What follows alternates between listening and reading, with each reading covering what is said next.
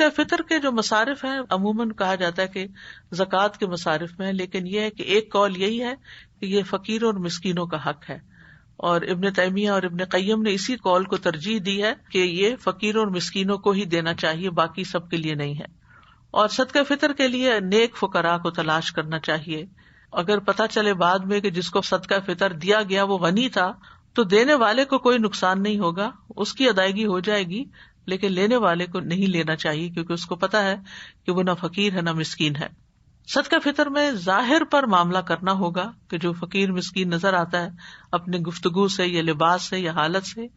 باطن کا مالک اللہ جانتا ہے کہ کون مانگ مانگ کے کتنا امیر ہو چکا ہے، یہ اللہ کو پتا ہے۔ اسی طرح صدقہ فطر مسجد میں یا خیراتی منصوبوں میں نہیں دیا جا سکتا، چیریٹی کے پروجیکٹس میں نہیں دیا جا سکتا، یہ غریبوں اور فقیروں کا ویسے ہی حق ہے۔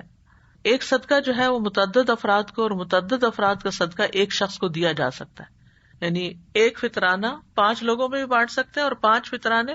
ایک شخص کو بھی دے سکتے ہیں۔ اور فقیر آدمی جب کسی سے صدقہ فطر لیتا ہے اور وہ اس کی ضرورت سے زیادہ ہو تو وہ اس میں سے اپنی طرف سے یا کسی فرد کی طرف سے بھی صدقہ فطر ادا کر سکتا ہے جس کا خرچ اس کے ذمہ ہو،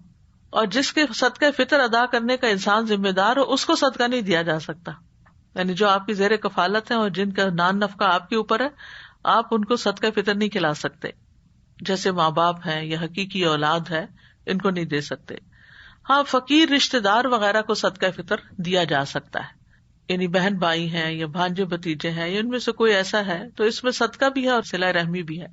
صدقہ فطر اپنے علاقے والوں کو دینا چاہیے جو اسی شہر یا ملک سے تعلق رکھتے ہوں، اگر اس کا مال کسی اور ملک کے بینک میں ہے تو وہاں سے بھی ادا کر سکتا ہے،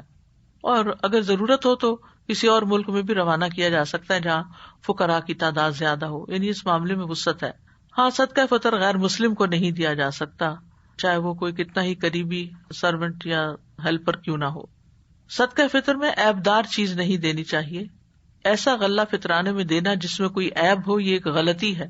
بس اللہ پاک ہے اور پاک ہی کو قبول کرتا ہے، تو اللہ تعالیٰ سے ہم دعا کرتے ہیں کہ اللہ تعالیٰ ہمیں ان کاموں کی توفیق دے جن کو وہ پسند کرتا ہے، جن سے وہ راضی ہوتا ہے،